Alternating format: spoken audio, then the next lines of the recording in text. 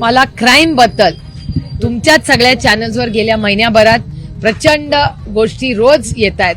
माझी राज्याच्या मुख्यमंत्र्यांना विनंती राहील, मी मागेही त्यांना विनंती केली होती चॅनल्सच्या माध्यमातून, की आपण एक ऑल पार्टी मीटिंग बोलवावी.